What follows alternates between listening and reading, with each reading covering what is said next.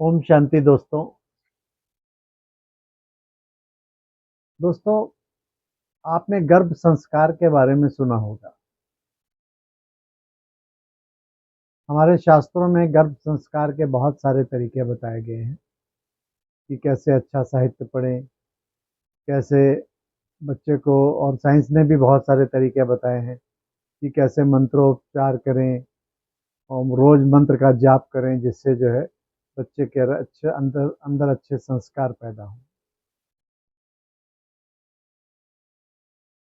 दोस्तों, जब मैंने वीडियोस बनाने शुरू किए थे, और आप लोगों ने जिन्होंने देखे होंगे वे वीडियोस, तो मैंने आत्मा की 3 शक्तियों के बारे में बताया था। आत्मा की 3 शक्तियाँ होती हैं: मन, बुद्धि और संस्कार। माइंड, इंटेलेक्ट एंड रिजॉल्व्स या पर्सनैलिटी ट्रेट्स। मन और बुद्धि को हमने समझा है बहुत अच्छी तरह से। मन विचार करता है,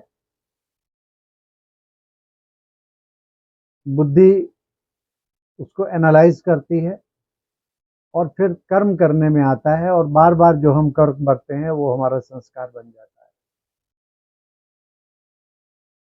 तो दोस्तों, हमारे संस्कार कई तरीके के होते हैं। एक तो वो संस्कार होते हैं जो आत्मा एक शरीर से दूसरे शरीर में लेकर जाती है, आत्मा इनहेरिट करती है। यानी आत्मा एक शरीर से निकली और जब माता के गर्भ में प्रवेश किया, तो वो आत्मा अपने ओरिजिनल संस्कारों को लेकर जाती है। एक तो आत्मा के ओरिजिनल संस्कार वो होते हैं जो कि गुण हैं उसके: प्रेम, सुख, शांति, आनंद, शक्ति, पवित्रता, ज्ञान। ये तो आत्मा के मूलभूत गुण हैं। ये संस्कार तो आत्मा में होते ही हैं। इसीलिए बच्चा बहुत शांत में, खुश और आनंद की अवस्था में दिखाई देता है। इसीलिए उसे भगवान का दूसरा रूप भी कहा जाता है।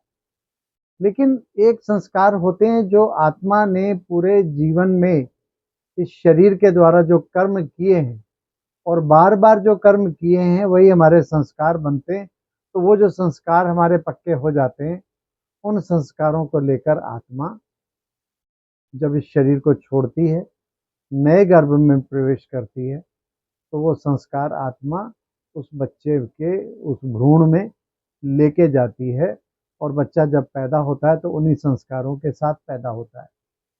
इसीलिए हम देखते हैं कि कोई कोई बच्चा बहुत रोता है, कोई कोई बच्चा हंसता रहता है, कोई बच्चा अपने आप ही मुस्कुराता रहता है, और कोई कोई बच्चा जो है हर समय चिड़चिड़ेपन में या रोने में लगा रहता है।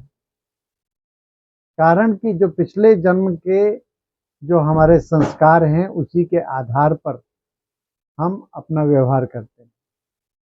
लेकिन बच्चे के अंदर जो संस्कार हैं, वो गर्भावस्था में ही हम जो देते हैं, वो बहुत इम्पोर्टेंट है।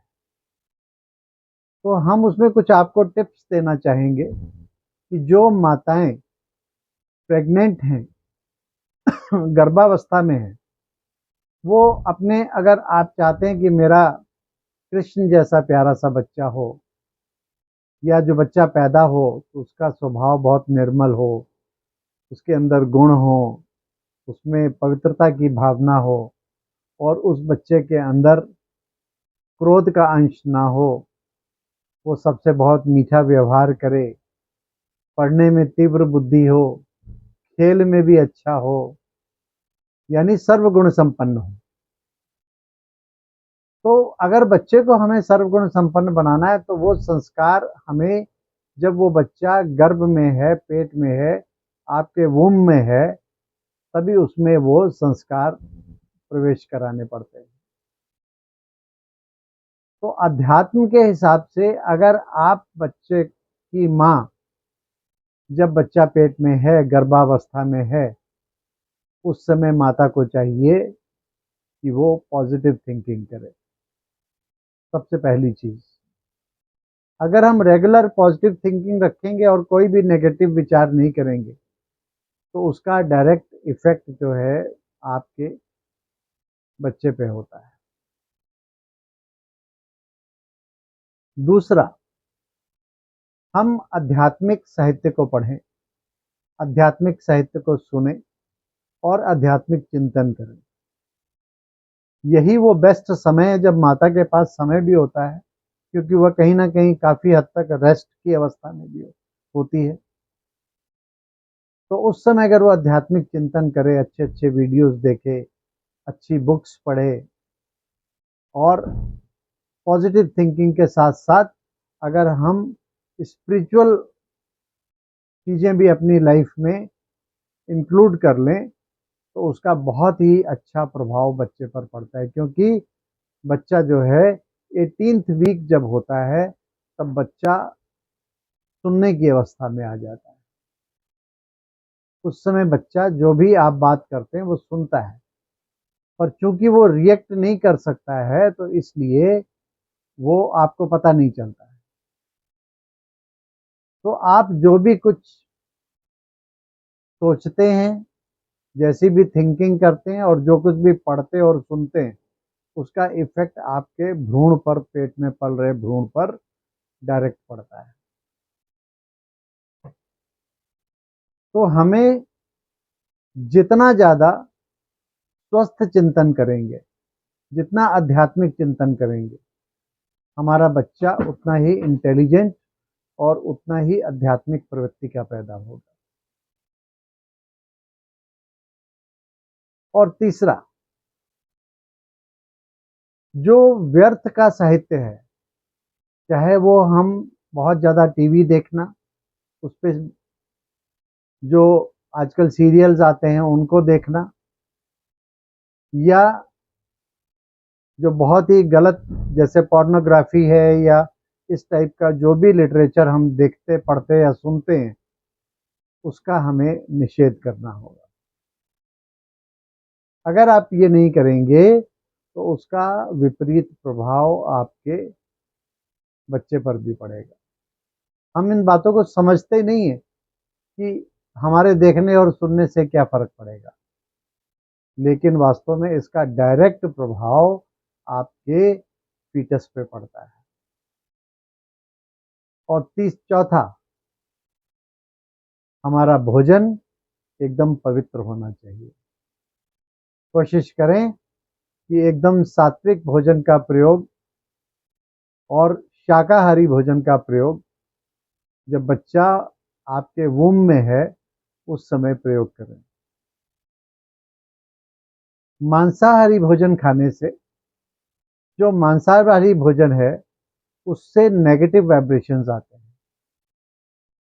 जब हम जीवों पर दया नहीं करते हैं और उसका, उस मांस का या उस शाकाहारी भोजन का सेवन ना करके हम मांसाहारी भोजन का सेवन करते हैं, तो जो मांसाहारी भोजन के नेगेटिव वाइब्रेशंस हैं वो डायरेक्टली हमारे बच्चे के मन पे या उसके मस्तिष्क पे पड़ते हैं, और वो बच्चा भी कल को बड़ा होकर उसमें दया की भावना या हिंसा की प्रवृत्ति उसमें ज़्यादा आएगी, दया की भावना नहीं होगी।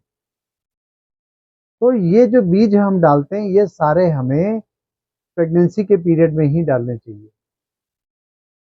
जितना जितना हम इन बातों का ख्याल रखेंगे उतना ही हमारा गर्भ स्वस्थ भी होगा और बच्चा अच्छे आचरण वाला और उत्तम विचारों वाला इस दुनिया में आएगा, और उसका प्रभाव आपके जीवन पर ही नहीं पड़ेगा बल्कि पूरे विश्व पर पड़ता है, उसके सराउंडिंग पर पड़ता है। क्योंकि हम जैसा सोचते हैं, जैसा कर्म करते हैं, वैसा प्रकृति के ऊपर भी उसका प्रभाव पड़ता है। तो प्रकृति को तमो प्रधान या सतो प्रधान बनाने वाले हम ही हैं, कोई दूसरा नहीं है।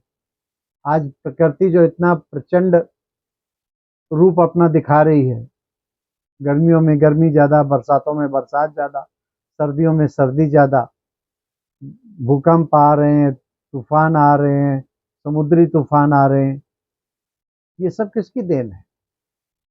ये सारे हमारे ही अशुद्ध विचार, अशुद्ध कर्म और इनके वाइब्रेशंस जो हैं हम प्रकृति में भेज रहे हैं, तभी प्रकृति इतनी ज़्यादा हलचल में आ रही है।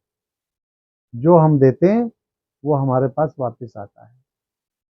इसीलिए गर्भ में पल रहे हुए बच्चे को अगर हम पॉजिटिव वाइब्रेशंस देंगे, पॉजिटिव थॉट्स देंगे, पॉजिटिव व्यूइंग देंगे और बच्चे को अच्छे संस्कार हम कॉन्शियसली दें,